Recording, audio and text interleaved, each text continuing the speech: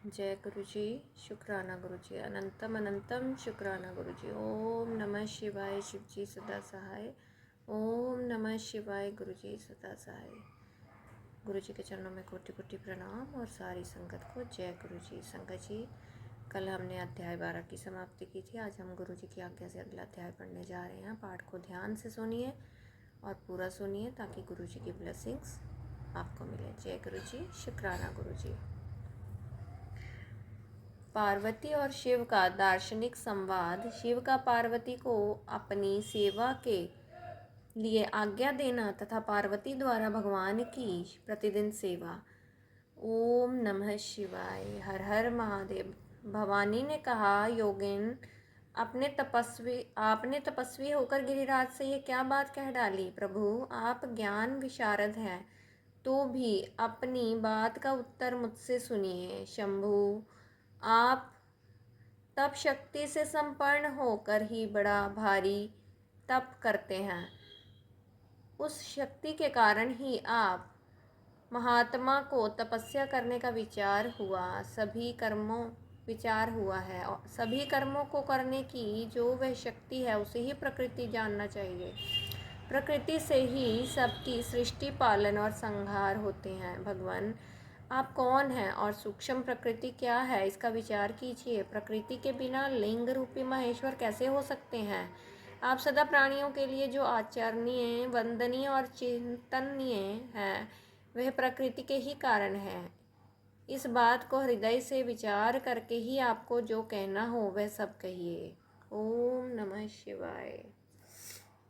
ब्रह्मा जी कहते हैं, नारद, पार्वती जी के इस वचन को सुनकर महती लीला करने में लगे हुए प्रसन्नचित महेश्वर हंसते हुए बोले। महेश्वर ने कहा, मैं उत्कृष्ट तपस्या द्वारा ही प्रकृति का नाश करता हूँ और तत्वतः प्रकृति रहित शंभु के रूप में स्थित होता हूँ। अतः सत्पुरुषों को कभी या कहीं प्रकृति का संग्रह नहीं करना चाहिए।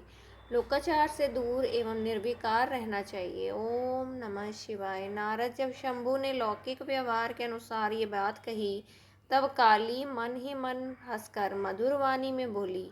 काली ने कहा, कल्याणकारी प्रभु, योगिन, आपने जो बात कही है, क्या वह वाणी प्रकृति नहीं है?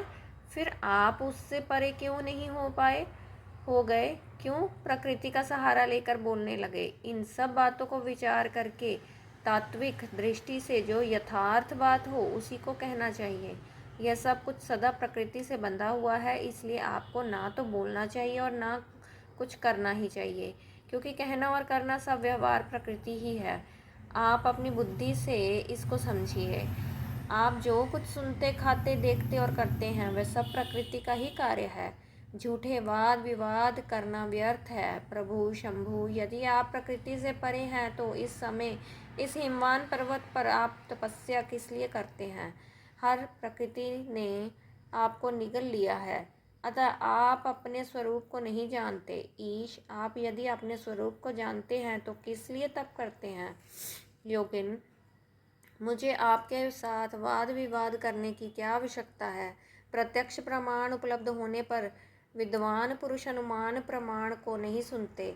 जो कुछ प्राणियों को इंद्रियों का विषय होता है वह सब ज्ञानी पुरुषों को बुद्धि से विचार कर प्राकृत ही मानना चाहिए। योगीश्वर, बहुत कहने से क्या लाभ? मेरी उत्तम बात सुनिए। मैं प्रकृति हूँ, आप पुरुष हैं, ये सत्य है, इसमें संशय नहीं है। मेरे अनुग्रह से ही आप सगुण और साकार माने गए हैं। मेरे बिना तो आप निरीह हैं, कुछ भी नहीं कर सकते। आप जितेंद्रिय होने पर भी प्रकृति के अधीन हो सदा नाना प्रकार के कर्म करते रहते हैं। फिर निर्विकार कैसे हैं और मुझसे लिप्त कैसे नहीं? शंकर, यदि आप प्रकृति से परे हैं और यदि आपका यह कथन सत्य है तो आपको मेरे समीप होने पर भी डरना नहीं चाहिए। ओम नमः शिवाय। ब्रह्मा जी कहते हैं, पार्वती का ये सांख्य शास्त्र के अनुसार कहा हुआ वचन सुनकर भगवान शिव वेदांत मत में स्थित हो उनसे बोले। श्री शिव ने कहा, सुंदर भाषण करने वाली गिरिजे, यदि तुम सांख्य मत को धारण करके ऐसी बात कहती हो तो प्रतिदिन मेरी सेवा करो, परंतु वह सेवा शास्त्र निषिद्ध नहीं होनी चाहिए। गिरिजा ने ऐसा कहकर भक्तों पर अनुग्रह और उनका मनोरंजन करने वाले भगवान हिमवान से बोले। शिव ने कहा, गिरिराज, मैं यही तुम्हारे अत्यंत रमणीय श्रेष्ठ शिखर की भूमि पर उत्तम तपस्या तथा अपने आनंदमय परमार्थ स्वरूप का विचार करता हुआ विचरूंगा।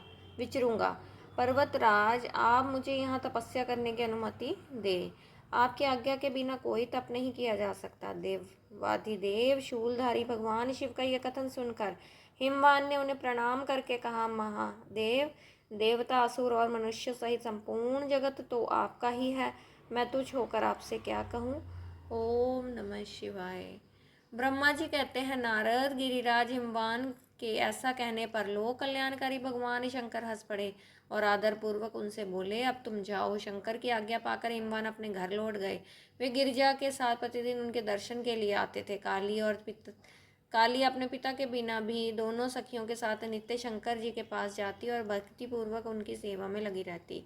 नंदीश्वर आदि कोई भी गण उन्हें रोकता नहीं था। तात महेश्वर के आदेश से ही ऐसा होता था। प्रत्येक गण पवित्रता पूर्वक रहकर उनकी आज्ञा का पालन करता था। जो विचार करने से परस्पर अभिन्न सिद्ध होते हैं, उन्हीं शिवा और शिव ने सांख्य और वेदांत मत में स्थित हो जो कल्याणदायक संवाद किया, वह सर्वदा सुख देने वाला है। वह संवाद मैंने यहाँ कह सुनाया। इंद्रियातीत भगवान शंकर ने गिरिराज के कहने से उनका गौरव मानकर उनकी पुत्री को अपने पास रहकर सेवा करने के लिए स्वीकार कर लिया। ओम नमः शिवाय। काली अपने दो सखियों के साथ चंद्रशेखर महादेव जी की सेवा के लिए प्रतिदिन आती जाती रहती थी। वे भगवान शंकर के चरण धोकर उस चरणामृत का पान करती थी। आग से तपाकर शुद्ध किए हुए वस्त्र से अथवा गर्म जल से धोए हुए वस्त्र के द्वारा उनके शरीर का मार्जन करती, उसे मलती पहुँचती थी। फिर 16 उपचारों से विधिवत हर की पूजा करके बारंबार उनके चरणों में प्रणाम करने के पश्चात प्रतिदिन पिता के घर लौट जाती रही। मुनि श्रेष्ठ, इस प्रकार ओम नमः शिवाय, हर हर महादेव।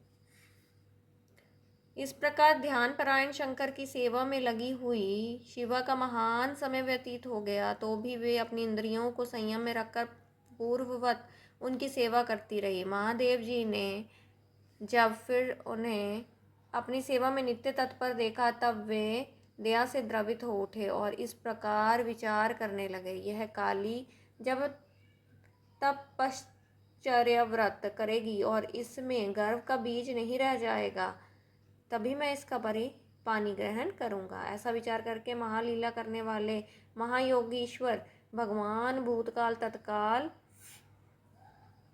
ध्यान में स्थित हो गए। मुने परमात्मा शिव जब ध्यान में लग गए, तब उनके हृदय में दूसरी कोई चिंता नहीं रह गई। काली प्रतिदिन महात्मा शिव के रूप का निरंतर चिंतन करती हुई उत्तम भक्ति भाव से उनकी सेवा में लगी रही।